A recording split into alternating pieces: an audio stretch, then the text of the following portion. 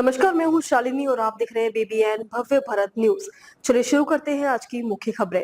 युद्ध क्षमताओं को बढ़ाने के लिए सेना कर रही एआई का इस्तेमाल ऑपरेशन सिंदूर में ऐसे आया था काम। भारतीय सेना राष्ट्रीय सुरक्षा चुनौतियों से निपटने के लिए अपने युद्धक उपकरणों में आर्टिफिशियल इंटेलिजेंस को शामिल कर रही है।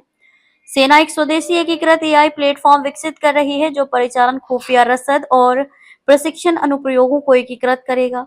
ऑपरेशन सिंदूर में भी एआई का इस्तेमाल किया गया था। Electronic intelligence coalition and analysis system (ECAS) एक महत्वपूर्ण पहल है।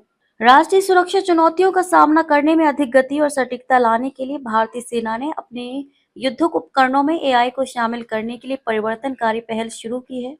इलेक्ट्रॉनिक्स और मैकेनिकल इंजीनियर्स (EME) के महानिदेशक लेफ्टिनेंट जनरल राजीव कुमार साहनी ने कहा कि सेना एक स्वदेशी एकीकृत एआई प्लेटफॉर्म विकसित कर रही है जो एक ही सुरक्षित ढांचे पर परिचालन, खुफिया रसद और प्रशिक्षण अनुप्रयोगों को एकीकृत करेगा।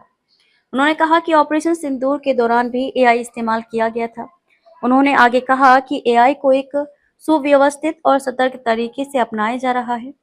लेफ्टिनेंट जनरल साहनी ने कहा कि कर्मियों के लिए जोखिम को कम करने, निर्णय लेने में सुधार लाने और लचीलापन बढ़ाने के लिए एआई को बढ़ावा दिया जा रहा है।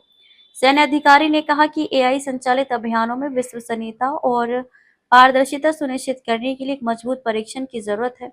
उन्होंने कहा कि electronic intelligence coalition and analysis system (ECAS) एक महत्वपूर्ण पहल है जो गंभीर खतरों की पहचान और प्राथमिकता तय करेगी, जिससे रणनीतिक प्रभुत्व हासिल करने में मदद मिलेगी। उन्होंने आगे कहा कि त्रिनेत्र एक अन्य ऐप है जो बेहतर समन्वय, स्थितिजन्य जागरूकता और निर्णय श्रेष्ठता के लिए एक साझा परिचालन तस्वीर प्रदान करता है।